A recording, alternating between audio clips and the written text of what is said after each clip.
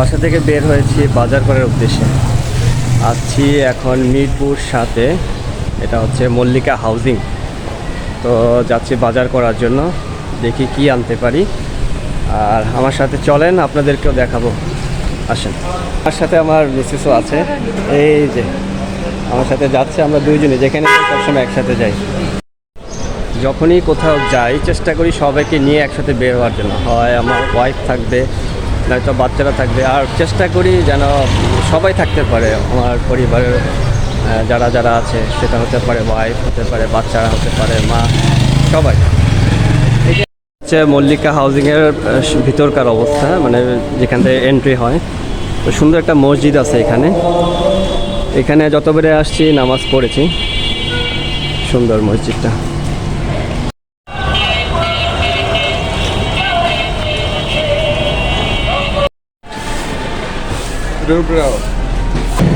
কত ব্রয়লার? কত? 170 টাকা, তো দাম বেশি। ব্রয়লার কত লাগবে? কত লাগবে? কত? 180 করে 180 রাখবা। আমি এখন আছি মিরপুর সাথে আল আরাবিয়া জামে মসজিদ মার্কেটে। তো আছি এখানে বাজার করার জন্য আসছি, মুরগি নেওয়ার জন্য, তরকারি নেওয়ার জন্য, মুদি সামগ্রী নেওয়ার জন্য। এখন বাজে বাংলাদেশ সময় 1:30টার মতো। বাজার মোটামুটি ফাঁকায়, সকালে থেকে বাজার বসে। তো এখান থেকে মুরগি নিলাম। মুরগির দাম ঢাকাতে বেশি, 175 করে নিচ্ছে। আর আমি থাকি চাঁদপুরে। চাঁদপুরে 100 কত 40, হ্যাঁ 140। বুঝলাম না, ডিস্ট্রিক্ট চেঞ্জ হলে দামও চেঞ্জ হয়ে যায়। এই হচ্ছে বাংলাদেশের অবস্থা।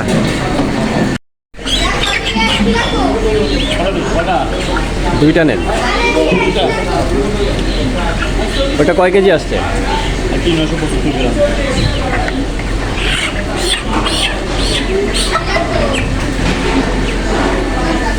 3 কেজি 850 গ্রাম। 3 কেজি 850 গ্রাম। কত আসছে? 972 টাকা। 672।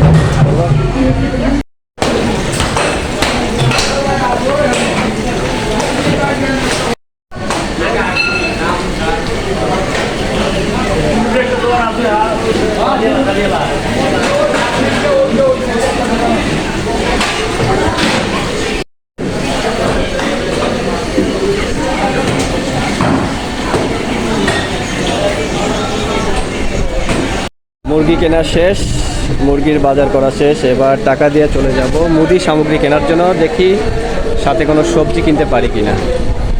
মার্কেটের ভিতরে তরকারি বলেন, সবজি বলেন, বা অন্যান্য যে সামগ্রীগুলো আছে দাম একটু বেশি।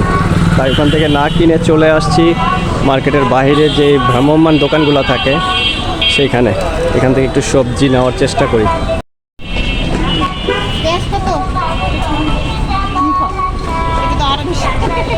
কত বলে পেঁয়াজ? আগে চলো সবজি দেখি।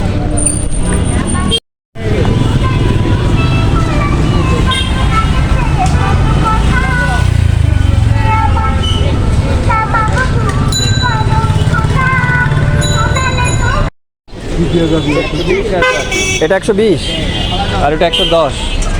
ভালো।